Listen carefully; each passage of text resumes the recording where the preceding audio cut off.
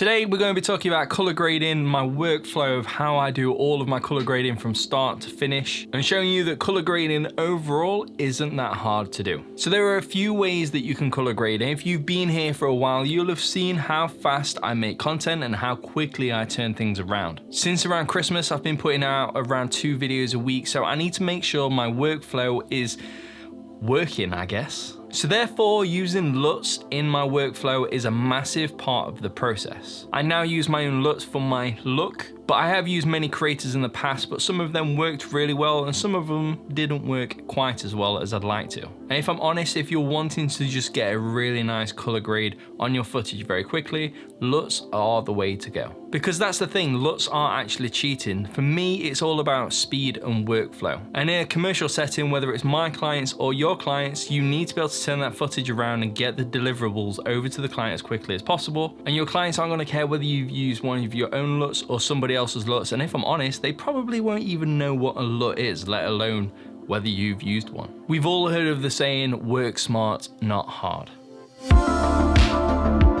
So firstly, what is a LUT? A LUT or a lookup table is pretty much like a Lightroom preset, but you can use it for videography rather than photography. And unlike Lightroom presets, which you can use with only Adobe Lightroom, LUTs you can use with any video editing software such as Final Cut, Premiere Pro, and DaVinci Resolve. But because of this, you can't actually see the settings that the person used to create that LUT, so you can't really adjust it as such afterwards. But what you can do is apply the LUT to an adjustment layer on top of your footage, adjust the strength of it, and then add any adjustments on top of that to change the LUT to match your needs. Because that's the thing, LUTs never really get you 100% of the way there, they only ever get you 80 to 90%. But today I want to show you what you can do to hit that 100% mark. So the footage we're going to be working with today is footage from the Sony A7S III, which you're seeing right now. And all the footage you'll see is shot using S-Log3. Now, if you don't have a Sony or if you don't like shooting in a log profile, that's absolutely fine because this process can be used for more than just Sony cameras and more than just log profiles. If you're filming a different kind of log profile, then you just need a different conversion LUT. And if you're not shooting a flat profile, then just skip the first step. But I would recommend shooting a log profile if you feel up to it because it does give you a lot more dynamic range and a lot more flexibility when it comes around to editing. But if you're just starting out learning how to use a log profile, it can be a little more hard work, especially when it comes to nailing your exposure. But recently I did a video all about S-Log3, which you can probably use for other log profiles. I'll leave a link to that just up here. I'd recommend you watch that first and then come back to this video so you can get all your footage and follow along in the steps with me. Even after all of that, if you don't feel confident shooting a log profile, then it's not the end of the world because we actually shoot in S-Cinetone when it comes to all of our wedding videos and not S-Log3. So when it comes to the whole method of color grading, there are a few steps that you have to do. Firstly, you have to do the color conversion, and that's where you take the awful log footage, which looks really bland, grey and desaturated and overall boring, and you add the contrast and you add the saturation to it. This step is really important and it gives you a natural looking base to start working with your footage. The next step would be color correction, where you correct any of the white balance imperfections and also the exposure, and there's a few other little bits later on down the line which you can correct. And finally, you have the LUT or the grade of the whole footage, where you apply the look or the style that you want to give to all of your footage in that sequence. So let's make a start. In Premiere Pro, we have 5 different clips. The first 3 are of my partner in Cheryl Pines, and the 4th and 5th clip of Sam Holland, and then my PGY Tech Mantis Pod Pro. So first off, we need to convert the footage that we have from log to a Rec 709 base. To do this, we are going to use a LUT, and there's many LUTs out there which you can use. I actually use Mattia Poya's LUTs. I film in S-Log3 when I'm wanting to do any of the vlogs or the YouTube tutorials, but I love the look of S-Cinetone when I'm doing the wedding. So what I did on my A7S III was make a pitch profile with the S-Cinetone color, but with the S-Log3 gamma. I'm going to be doing a video all about my pitch profiles on the A7S III, which you can use for the A7 IV and the FX3 later on down the line, so make sure you subscribe to the channel to see that. Now, if you just shoot in the standard S-Log3 pitch profile with sgamma3.cine, not to worry, you can download many different types of conversion LUTs, whether it's from the Sony website or if you just type it in on Google, there's so many free ones or some of those which you can pay for. Some of them work really well, some of them not so well, but it's just trial and error, and once you've found one, you can apply that to all of your footage. So the way I apply this conversion LUT is by adding an adjustment layer across all of my footage Selecting the adjustment layer, come over to Lumetri Color, and then in the basic correction module, you have Input LUT. Normally you have to click on Browse because then you have to install it into Premiere Pro or find it to drag it into Premiere Pro, but I have actually installed the profiles into Premiere Pro, so I can just come down to S-Log3 S-Cinetone Rec 709. And straight away it's added the contrast and the saturation back into the image, and it looks a lot more natural. So at this point what you would normally do is do the color correction, but I actually add my LUT or my grade second and then go back to my correction, because sometimes you can add a grade on top and then still have to go back and recorrect the footage or alter things. So I always find it easier to convert the footage, add the grade, and then correct it, and then make minor adjustments back and forth. So the way I'm gonna add the grade is to the same adjustment layer. I'm just gonna come to the creative module, come up to look, and once again I've installed my LUTs into Premiere Pro. So for this I'm gonna choose the DB Special. Now later on down the line I may make more adjustments to that grade, but at this moment in time I need to go back to the correction. And from these first 3 images you can see that there's a little bit of color cast, especially in the skin tones. The reason for that is probably because the sun is coming through all the trees, the leaves are really bright and really thin, so it's making this really weird greeny yellow cast across the face. Because it's not totally a global adjustment because it's only 3 clips, but I don't want to adjust each individual clip separately, what I'm going to do is add another adjustment layer. I'm going to add it just above the footage but below the correction LUT. That means that anything I do to that adjustment layer will affect all the clips below it, which were all filmed in the same place, but not the last 2 clips. So we're going to select that adjustment layer, then come up to the basic correction module, and then grab the temperature slider and just pull that down ever so slightly.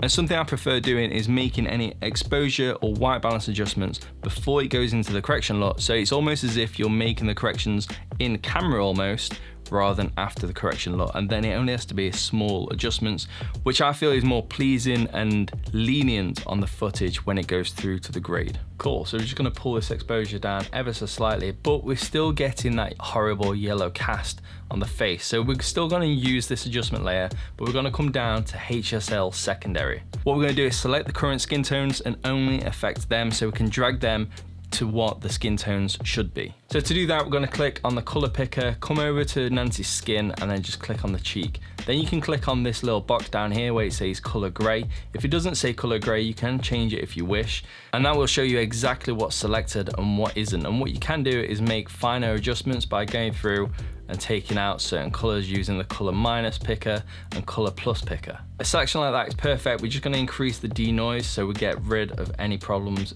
any imperfections that the color picker hasn't picked up in that area. And we're also going to add a small blur just to make it blend in nicely when we make any adjustments with the surrounding colors. Now, something which is really useful inside Premiere Pro, and I'm not 100% sure whether Final Cut has it or DaVinci Resolve, but I'm sure it does, but it's the vector scopes over on the left hand side. Now you can choose which ones you want and which ones you don't want, but I use the vector scope YUV, and that gives you this line between the red and the yellow, which is where all skin tones should lie roughly. As you can see from this one, it's ever so slightly into the yellow, and that's exactly what we're seeing. We're looking a little like a Simpson at the moment. And what we're going to do is come back over to the HSL secondary.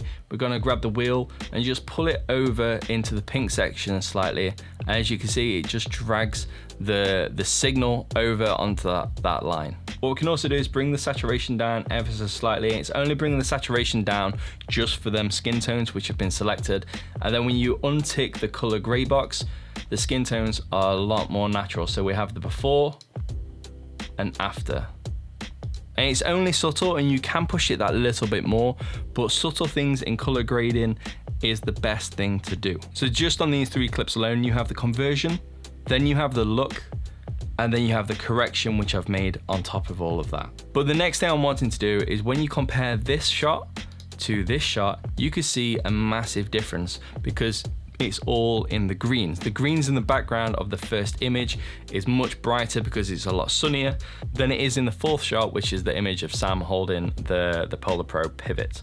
So if you're wanting to color match things inside Premiere Pro, a really good tool is the comparison tool. It's these 2 little bits of film in the toolbar, and when you select that, you will get 2 different shots. You have your reference view on the left hand side and your active shot on the right hand side. So when we go over to the first clip where we're wanting to change the greens, we can now reference that with the greens from the right hand side, which is the reference shot. Once again, we're only wanting to make an adjustment to just them 3 clips. So we're going to use the second adjustment layer that we made. What we can do to achieve that is come over to the curves, then come down to the HSL section. The first thing we want to do is change the luminance of the greens. So if you grab the color picker on the hue versus luminance and then select one of the greens, you will see that it makes 3 dots, which is ironically in the yellow. I don't understand why. It is more yellow, but I don't know, all yellows and leaves and stuff in all photography and videography always seems to be yellow. After these 3 dots, you can grab the middle one and drag that down, and you will see straight away that it grabs the luminance and pulls it down with it, making everything in the background that little bit darker. But if you go too far,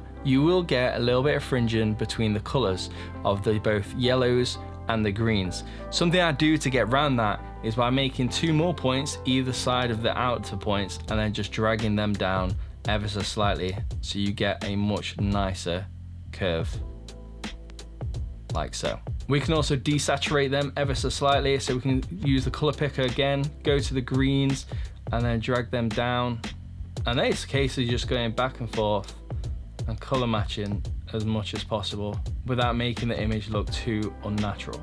The thing we have to remember is you are shooting on 2 separate days in 2 different types of lighting conditions, so it is sometimes really hard to be able to do that, especially when you're only using 10-bit footage and not compressed raw, which is 12-bit, or 16-bit, which these cameras can't do unless you have external recorders. The final thing we're going to do, because I'm fairly happy with the 4th and 5th clip of Sam and the PGY Tech Mantis Pod Pro, but I want to add a little bit of blues to the shadows and a little bit of oranges or yellows to the highlights. So to do that, we're still going to use the same adjustment layer. We're going to come up to color wheels and match, and in the shadows we're going to grab that and then just pull it into like the teals and blues, just literally a fraction. You don't want to go too over the top. And we can also pull that down a fraction next to it. And then we can grab the highlights and then pull that up into the oranges. Once again, only a fraction. You don't want to go too over the top. And we can also grab the midtones. And we can grab the midtones and pull that down, and then grab the highlights and pull that up, just to add a little bit of contrast to the top section of the waveform. And there's 5 clips, 3 of them have been color corrected, the other 2 were perfectly fine, all converted from S-Log3 picture profile on the A7S III, color corrected and applied a LUT to it to give it that look. You can go to the next level with color grading and go to the extreme and add different types of colors to then affect the viewer's moods, and it all comes down to the personal preference and the story that you're wanting to tell. But having LUTs available to you from other creators and other filmmakers, or just making your own LUTs, really speeds up your workflow and allows you to turn everything around much faster than making them adjustments every single time on each individual clip. And one of the best tools to use is adjustment layers. Use adjustment layers to your advantage. They will save you hours upon hours of time copying and pasting. If you want to pick up my LUT pack, I'll leave a link down in the description box below. Thank you very much for joining me. If you want to see more content about the Sony A7S III and about how I use it, let me know down in the comment section below. Subscribe to the channel if you want to see that, and I will see you in the next one. Thank you very much for joining me, and I'll see you soon.